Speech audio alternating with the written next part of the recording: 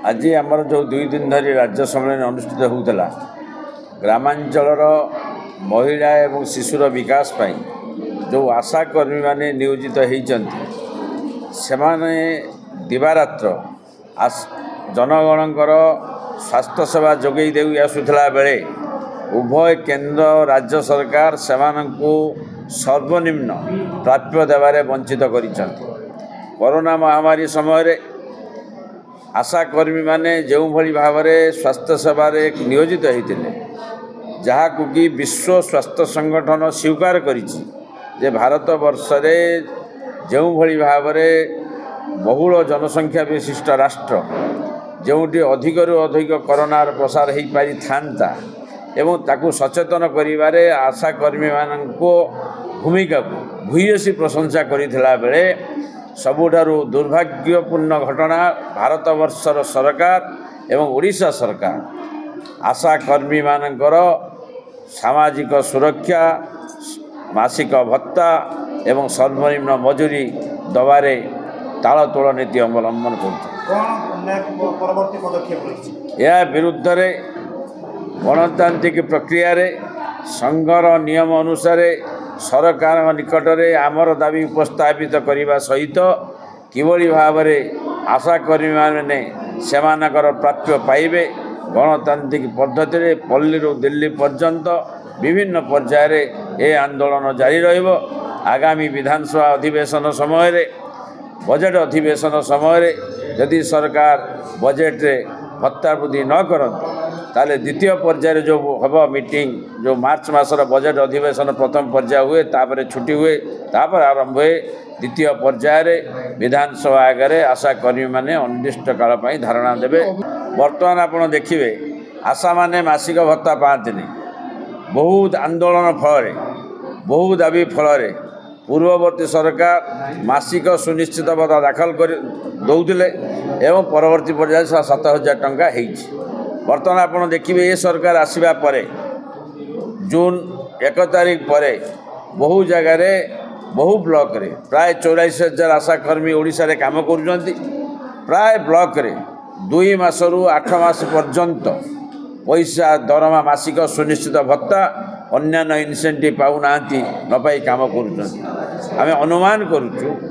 जो पैसा एनएचएम रे केंद्र हुए तो केंद्र न दे पारे किंबा राज्य सरकार ए पैसा को विभिन्न योजना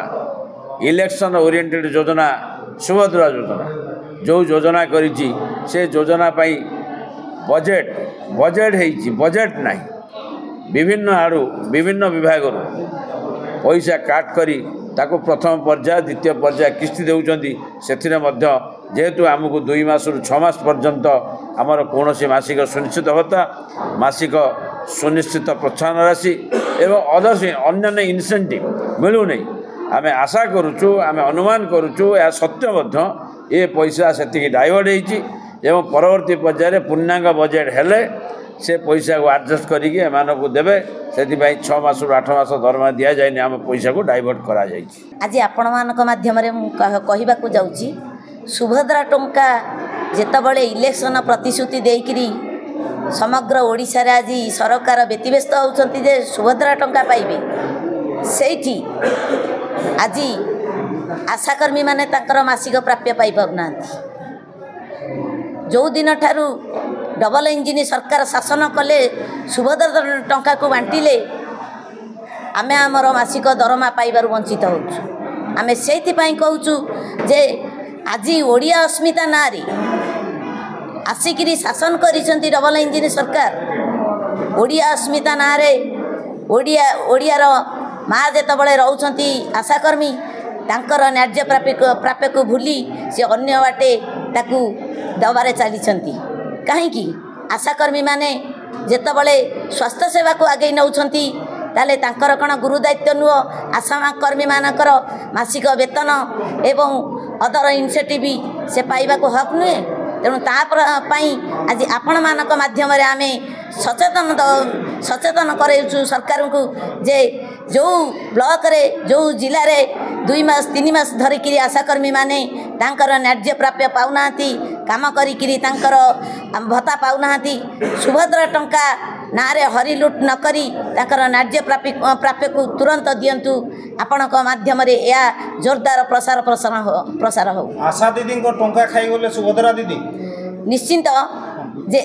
जेहेतु सरकार आसिला दिन ठारू आमे आगु पाउथिलु प्रति मासेरी सरकार आसिला दिन ठारू आम पैसा कहीं कटा जाउछि कौ बाटे कटा जाउछि आमे जेतेबेले कहूछु आमर मासिक पेमेंट एतिकी दरकार आमे पाउनु कहीं ना बजेट सर्टेज सेथि नहीं कि आमे कहूछु सुभद्रा टंका जेतेबेले पाउछंती ताले आमे कहीं पाइबुनु जेतु डबल इंजिन सरकार हल्ला परे आपण माने